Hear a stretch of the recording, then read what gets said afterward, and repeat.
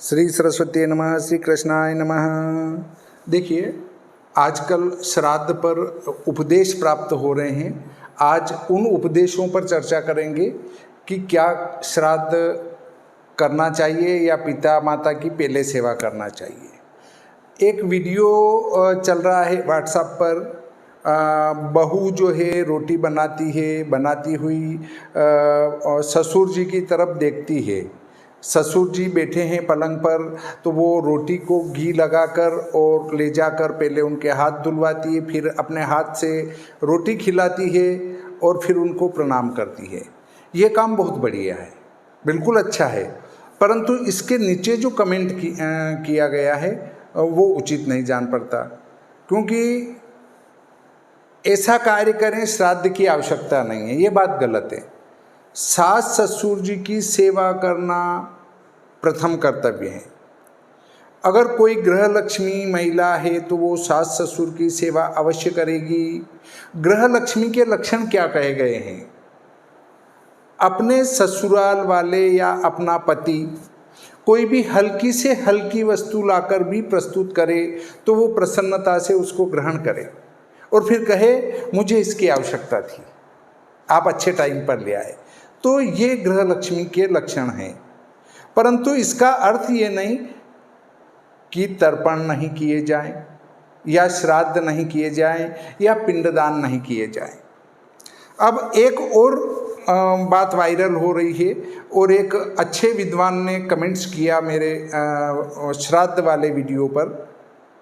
तो पहली बात तो ये है कि माता पिता की सेवा करो, श्राद्ध करने की कहीं आवश्यकता नहीं है। श्राद्ध करने का अर्थ ये नहीं कि माता पिता की सेवा मत करो।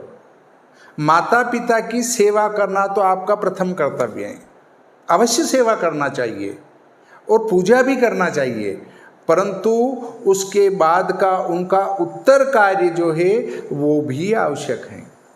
आपने माता पिता की बहुत ही अच्छी सेवा करी, वे प्रसन्न हो गए, परंतु यदि किसी कारणवश उनके पूर्व के कृत्य के कारण, वर्तमान के कृत्य के कारण या कहीं उनकी आत्मा अटकी होने के कारण मोक्ष नहीं हुआ और वे प्रेत पंक्ति में चले गए,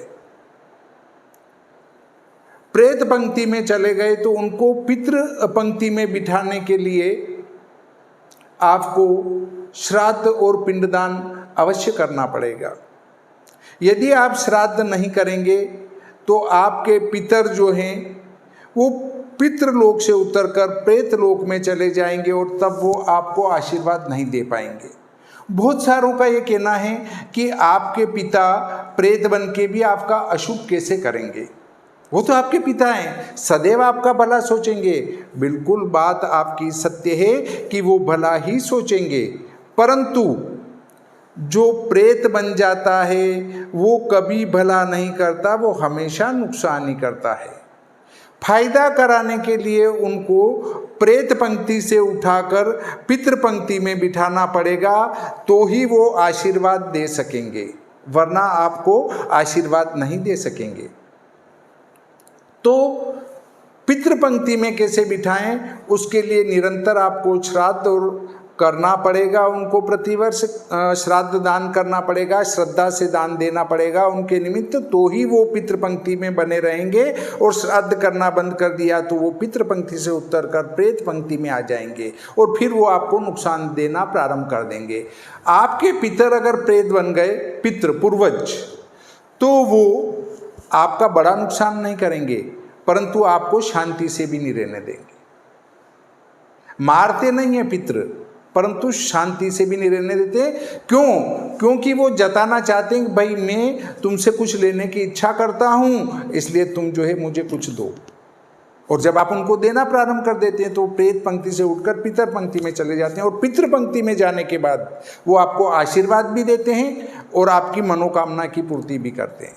इसलिए श्राद्ध हमेशा करना चाहिए। एक भाई साहब ने कमेंट्स किया कि ये श्राद्ध तो दिखावा है या ढकोसला भी कह सकते हैं, मेन तो माता पिता की सेवा करो। बिल्कुल भाई, तो ऐसे लोगों को मैं कहना चाहता हूँ कि हमारे शास्त्र में जो लिखा है हम उसको बता रहे हैं। शास्त्र में लिखा है कि श्राद्ध करना चाहिए पितरों का, और अब आप कहते हो कि नहीं, माता पिता की सेवा करो, श्राद्ध करने की आवश्यकता नहीं है। तो हमारे शास्त्र गलत हुए, और जब हमारे शास्त्र ही गलत हैं तो फिर आप हिंदू काय को बने फिरते हो भैया? ढकोसला क्यों करते हो कि हम हिंदू हैं? काय के हिंदू हो आप? जब आप श्राद्ध में ही विश्वास नहीं, शास्त्रों में ही विश्वास नहीं जो हिंदुओं के हैं, तो फिर आप हिंदू काय के? फिर अपने आप को हिंदू मत कहो। मैंने तो एक भाई साहब को लिखा कि चूंकि मेरा चैनल ही अंधविश्वास वाला है, आप जैसे विद्वान लोगों के लिए ये नहीं है जो माता पिता की सेवा करो, श्राद्ध की आवश्यकता नहीं, ऐसे विद्वान लोगों के लिए मेरा चैनल नहीं है। अंधविश्वास वाला चैनल है मेरा। इसलिए जो अपने आप को सेकुलर हिंदू मानता हो या विद्वान हिंदू मानता हो, वो मेरे चैनल को कदापि न देखें। और जिसको लगता हो कि गलत बात है तो वो ब्लैक लिस्टेड कर दें, आपके नोटिफिकेशन भी नहीं आएगा कभी भी। तो जब पितृ प्रेत पंक्ति में चले जाते हैं तो प्रेत को शुद्ध भोजन करने का अधिकार नहीं होता है। वो न शुद्ध खा सकता है, न शुद्ध पी सकता है। उसको जल में रहते हुए भी जल को पीने का अधिकार नहीं होता है। उसे गंदा जल ही सेवन करना पड़ता है। इसलिए अपने जो पुरखे जो मृत्यु को प्राप्त हो चुके हैं, उनको आप पितृपंक्ति में बिठाने के लिए श्राद्ध अवश्य दें। अब जो ये कहते हैं कि मैं तो मेरे माता पिता को गया छोड़ आया, या गया जी में जाके पिंड भर आया, या गया जी जाके पिंडदान कर आया, तो आप उसके लिए श्रीमद्भागवत जी का, धुंधुकारी जी का महात्म्य पढ़िए। धुंधुकारी जी के लिए हमारे महाराज गोकर्ण ने 100 बार श्राद्ध किए गया जी में, तो भी धुंधुकारी जी का मोक्ष नहीं हुआ था। इसलिए कोई भी गलत शंका में रहे कि मैं तो गया जी छोड़ आया इसलिए मुझे अब श्राद्ध करने की आवश्यकता नहीं है, तो वो भारी गलती कर रहे हैं। उनको श्राद्ध उसके बाद भी करना है, चाहे आप गया जी में पिंडदान या श्राद्ध कर आए।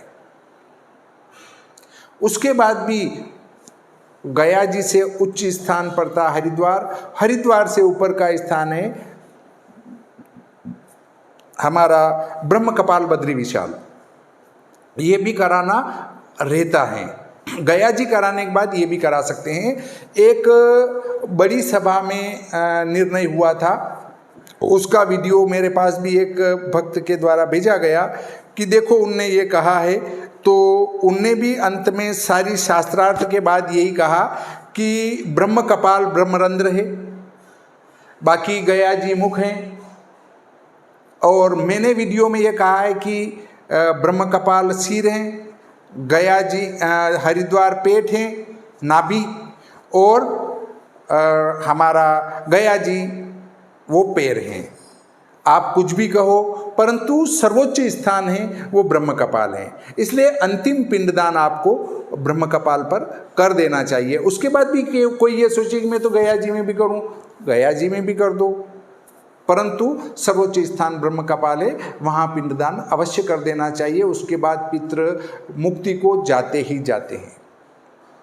कुछ ये कहते हैं कि हमने तो भागवत जी करा दी, तो भागवत जी के पहले दूसरे अध्याय में आप पढ़िए, वहाँ लिखा है कि कलयुग में भागवत जी का सार चला जाएगा, क्योंकि वो घर घर में होने लग जाएगी, और योग्य अयोग्य का ख्याल करते हुए भी पंडित किसी के भी यहाँ भागवत जी करने लग जाएंगे।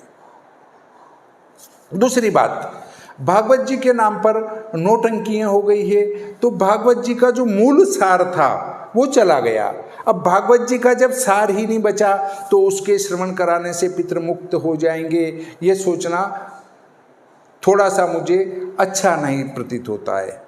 तो आप अपने पितरों का श्राद्ध अवश्य ही करें। ये प्रमाण मैंने आपको दिए, आपको उचित लगे तो माने, उचित नहीं लगे तो न माने। श्री सरस्वती नमः, श्री कृष्णाय नमः।